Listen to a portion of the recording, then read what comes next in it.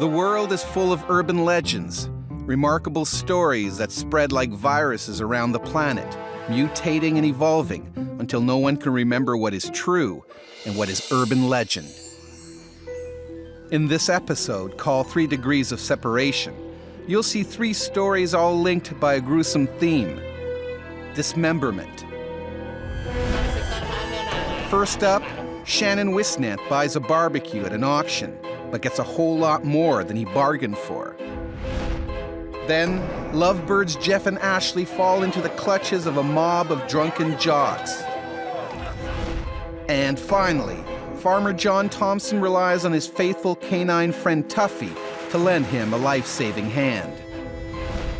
Watch all 3 stories and decide which urban legends are true and which ones are false. Find out if you guessed right at the end of the show. First, it's a story we like to call Barbecue Special. Sometimes the strangest things happen in the most ordinary places, like here in Maiden, North Carolina. This sleepy town is the unlikely setting for the weirdest custody battle in U.S. history. And it's all thanks to this man. Meet Shannon Wisnant. Shannon loves nothing more than driving around in his dune buggy. But to earn gas money, Shannon scours yard sales and auctions for bargains he can make a buck on. I just buy different things of interest and sell them, and that's how I get by. Shannon knows he can find treasure in the unlikeliest places. You might find a porcelain jug that might even still have moonshine in it, you know. And the jug alone might be worth $25,000, and the moonshine inside, priceless. In September 2007, Shannon visits an auction that will change his life forever, but in a way he never imagined. It's 96, 95, 99, 95, 95. We're gonna wall. One lot in particular catches Shannon's eye. 20 over here. I bid it on it, and I ended up buying it. So! He takes his haul home for closer inspection. Among the tools and tennis rackets happens to be a barbecue meat smoker. The smoker was the last piece unloaded. I unloaded it myself and was dragging it into the warehouse. But the smoker feels weird. Something is rolling inside. Shannon decides to take a look. I opened the grill up.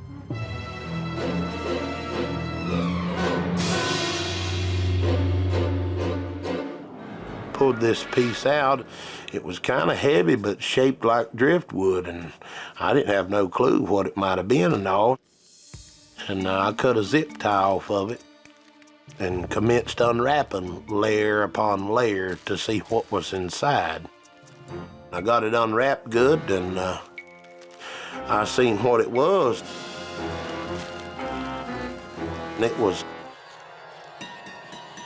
a foot. Got 5 toes, 5 toenails, flesh, meat, and bone. The toes were crinkled up and tight on it, and it reeked.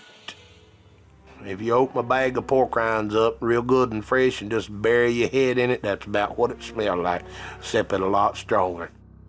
And I do not eat pork rinds no more. I decided right then I was going to call the police. They ought to be involved, you know. The police take the rogue limb into custody and learn from the auctioneers who it belonged to before it was sold off. They track down the original biological owner in Greenville, South Carolina. Meet John Wood. I got a phone call from the Maiden Police Department that they had my leg. John's foot was amputated after he was injured in a plane crash. He thought the foot was safe in storage, but didn't realize it had been auctioned after he defaulted on his rental payments. So John drives 100 miles to be reunited with his amputated limb in Maiden. Came in the world with it and wanted to be cremated with it as a whole person. But when John arrives, he finds Shannon is cashing in on the foot smoker's story. There's nothing I won't do for money. I had some t-shirts made, hats made, beanies made. People are paying to see the empty smoker, but Shannon knows he'll be able to charge top dollar if he can get the foot back. I decided to sue John for having possession of my property. It's mine. I paid for it. I got the receipt in my pocket. I couldn't believe it. This guy's suing me for my leg. But Shannon wants what he's bought and paid for, and so the two men square off in the strangest custody battle in U.S. history. And the court case starts. My side of the story. You gave it back to the police. The police gave it back to me. It was quite the case. The money I owed. They didn't know what to do. Nobody's ever sued anybody for a leg before. You gave it back to the police. Gentlemen, please. Setting a new legal precedent, the judge delivers his verdict. I got the leg, and he didn't have a leg to stand on. John gets to keep his limb, but Shannon doesn't go away empty-handed either. I was awarded monetary damages of $5,000 because I guess I wasn't going to get to keep my leg that I bought. It's not the result Shannon wanted. I still think I got the short end of the stick when you don't get something that you pay for. So is this story the truth, the whole truth, and nothing but the truth? Or are we just pulling your leg?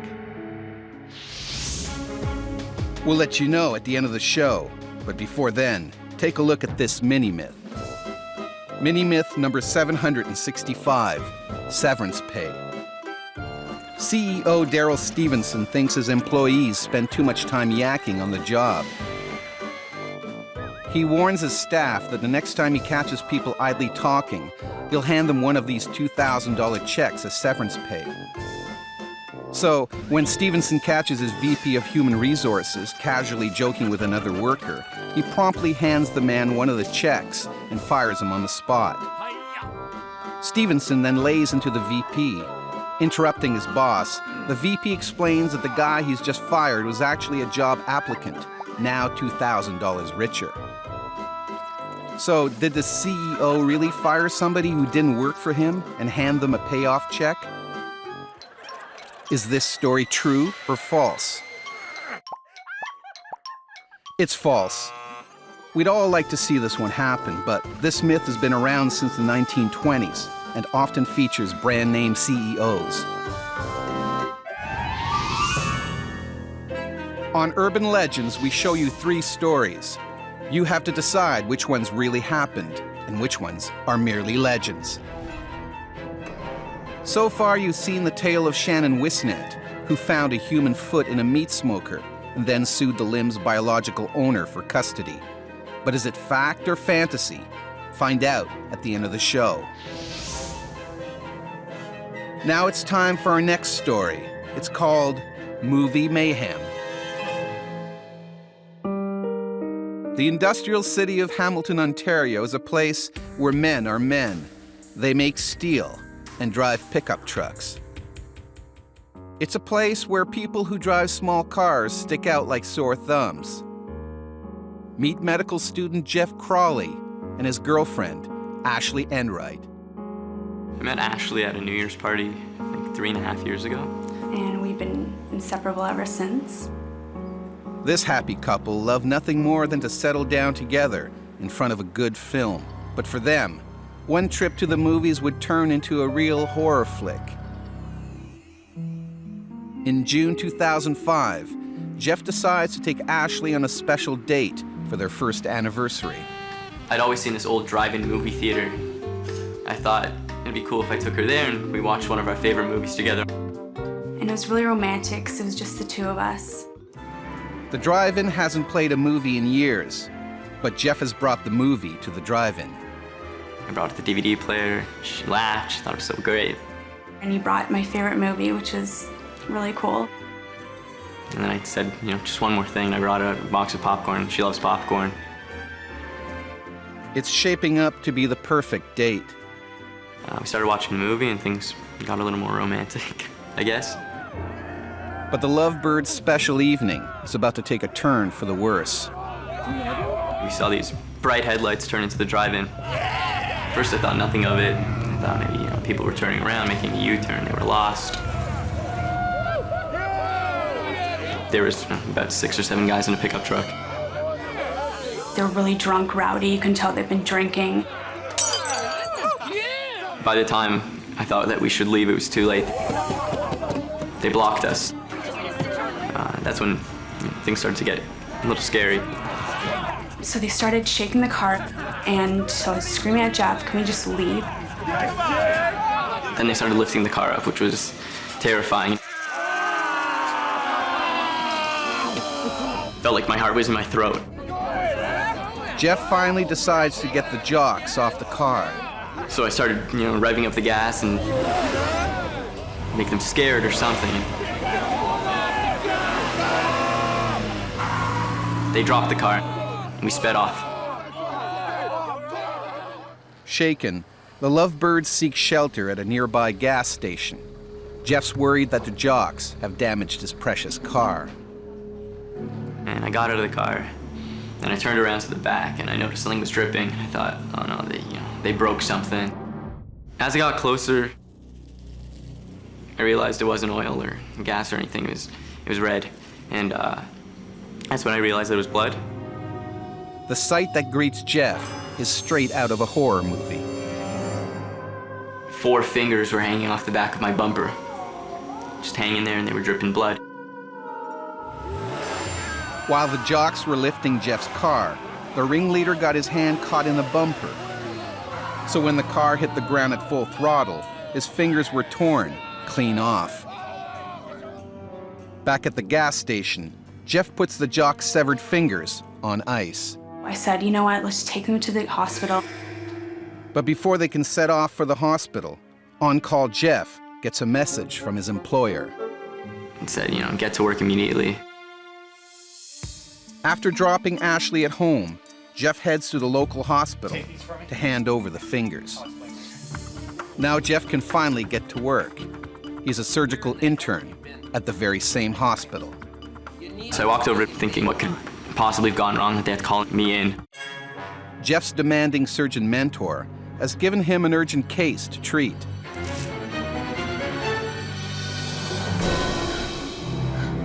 I recognized the guy.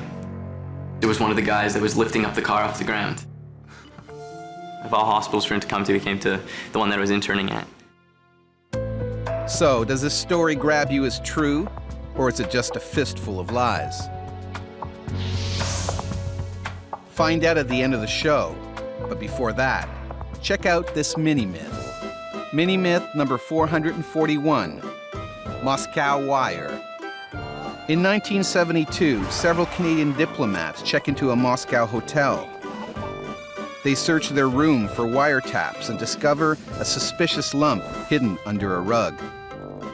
The lump is attached to the floor, but by cutting a bunch of wires, the diplomats remove it and throw it out of the window, thinking they've successfully debugged their room. Suddenly, there's an angry knock at the door. It's hotel security, who tells the diplomats that removing the so-called bug actually caused an antique chandelier to crash down into the ballroom below. So, did the chandelier really perform a Sputnik splashdown? Is it true or false? Hit the door, eh? It's false. This lump under the rug myth is also told featuring hockey players, cheerleaders, and honeymoon couples. All of them are untrue. On Urban Legends, we show you 3 incredible stories. Your mission is to sort the totally true from the fantastically false. So far, you've seen the tale of Shannon Wisnant, who found a foot in a barbecue and turned it into a moneymaker. And the story of Jeff and Ashley, who escaped from a bunch of drunken jocks, taking some of their tormentors' fingers with them. But which ones are real and which ones are false? All will be revealed at the end of the show. In the meantime, watch our final story. We've named it A Boy and His Dog.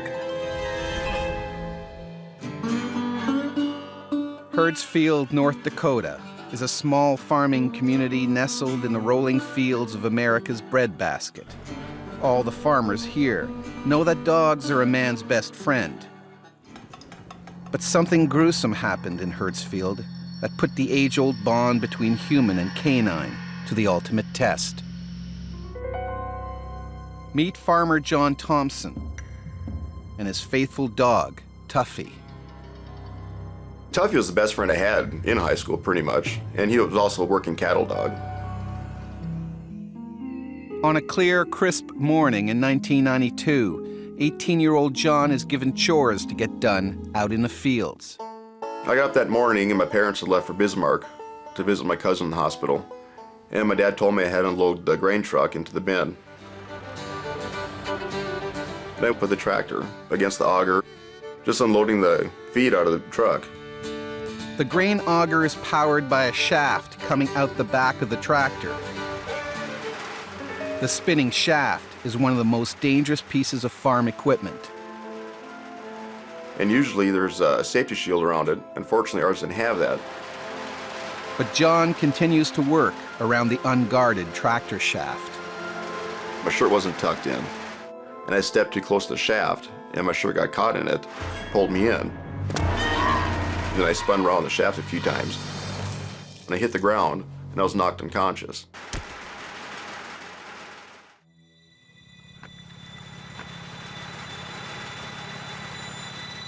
I finally came to because my dog Tuffy was licking my face, trying to wake me up. I knew something was wrong with my right arm because it felt kind of funny. And I went to look at it, but I couldn't see my right arm anywhere. Then I looked over at the left arm, and then I noticed my left arm was missing. So I just had the big bloody stump. And then I stood up, and then it dawned on me what had actually just happened to me.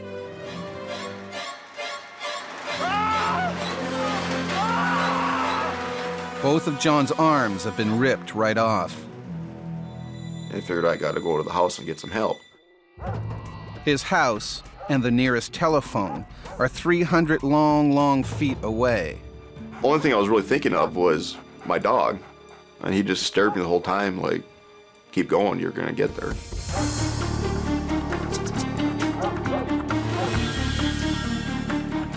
If Tuffy wouldn't have been there, I would never got to the house. But John's problems have only just begun. The house is all closed up. We had a sliding doors and tried to open that. Pushing with his chest doesn't open the door, so John tries the unthinkable. I had a bone sticking on my left shoulder. His painful plan doesn't work. So then I went to the garage, but the main door had a doorknob on it, and I didn't have the hands to turn it. So I just dropped to my knees and bit it with my mouth and turned it with my head to get in. Meanwhile, Tuffy follows his nose back to the accident scene. There's blood, bone, and tissue everywhere, a tempting sight for a hungry working dog. Back at the farmhouse, John finally reaches the salvation of the home phone. But the rotary dial is worthless to someone with no fingers. He heads for the phone in his father's office. Now John has to work out how he's going to actually dial the phone. And I tried dialing with my nose numerous times. It just wasn't working very well, so I grabbed a pencil with my teeth. And then I called my cousin. And it never once dawned on me to call the ambulance myself. And then she called the ambulance. When the ambulance reaches the farm, paramedic Rick Flatten is given a gruesome task, finding John's arms. The one arm was laying right underneath the power takeoff shaft. But my second arm, he couldn't find it anywhere. And then my dog started barking at him. My dog was standing over my other arm. Fearing the dog has been chowing down on John's dismembered arm, Rick approaches Tuffy. As he gets closer, Rick sees the truth. Tuffy has been guarding his master's missing limb, preventing any other animal from eating it. Rick heads back to the farmhouse with both arms and is just in time to load John into the ambulance. Later, John's arms were successfully reattached, And it's all thanks to his loyal canine friend, Tuffy. So, is that a gripping true tale? Or did you think it was disarmingly deceitful? You don't have to hold on much longer to find out. All will be revealed after this final mini-myth. Mini-myth number 32, kitty separation anxiety. Florida resident Kelly Levy is frantic. Her 10-month-old kitten is missing. She turns her house upside down trying to find it, even calling her father to help rip out tiles to get at a small crawl space. But there's no sign of the creature. Her missing kitten story hits the airwaves, and local news programs are calling her. A few days later, she answers the phone on her way out the door. It's a man calling from Fort Worth, 4 states away. He has her cat. It turns out he picked up a piece of luggage belonging to her husband back at the airport in Texas. And when he opened it, the kitten popped out. Is this feline fiasco for real? Or is it a tall tale? It's true. The cat traveled 1,300 miles back to its owner on an $80 plane ticket.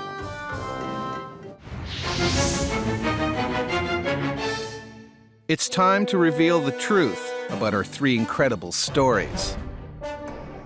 First up, it's the tale of 2 lovebirds who escaped from a gang of rowdy jocks, only to find the ringleader's fingers still attached to their rear bumper. But did this story grab you as true or false? This story is false. If it had been me, I probably would have thrown away the fingers. This urban legend can be traced back to the 1960s. Various versions feature young couples fleeing from angry hitchhikers and biker gangs.